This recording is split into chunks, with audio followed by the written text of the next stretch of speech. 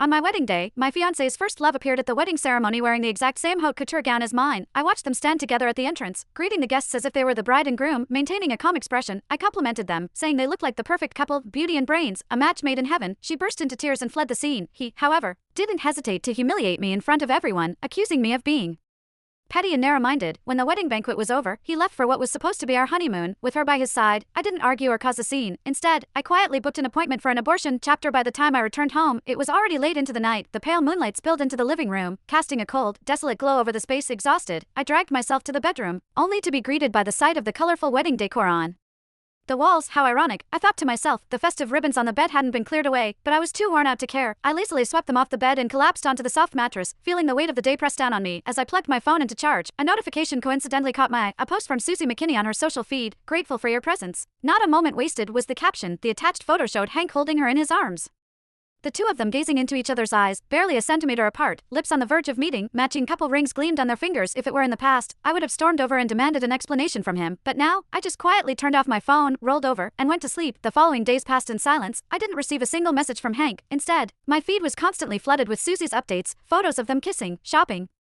laughing together, as if flaunting their happiness for the world to see. I didn't react, didn't feel anger or sadness. Instead, I contacted a lawyer and began preparing for a divorce. Hank Dawson and I had been together for 8 years, since our university days. Although we had only recently hosted our wedding ceremony, in actuality, we had sealed our marriage legally right after graduation. It was a quiet, impulsive moment. No ceremony, no bridal gifts, no jewelry, just the reckless passion of two young lovers. But now, that passion had long since faded, leaving behind nothing but a mess to clean up.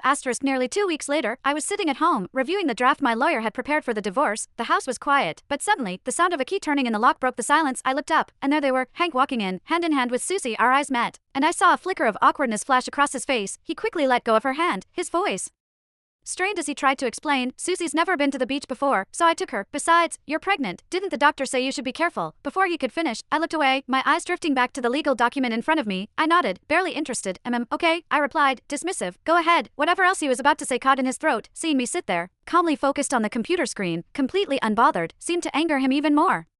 His voice grew cold, and he lashed out. "Do you have to be like this? I already told you, Susie's never been to the beach. That's why I took her. It's not a big deal. And why are you making a scene? It's not like we can't go on the honeymoon anytime. What's your problem?" He kept rambling, the frustration clear in his voice. "And how many times do I have to tell you? There's nothing between me and Susie." I cut him off mid-sentence. "Tired of the same old lie?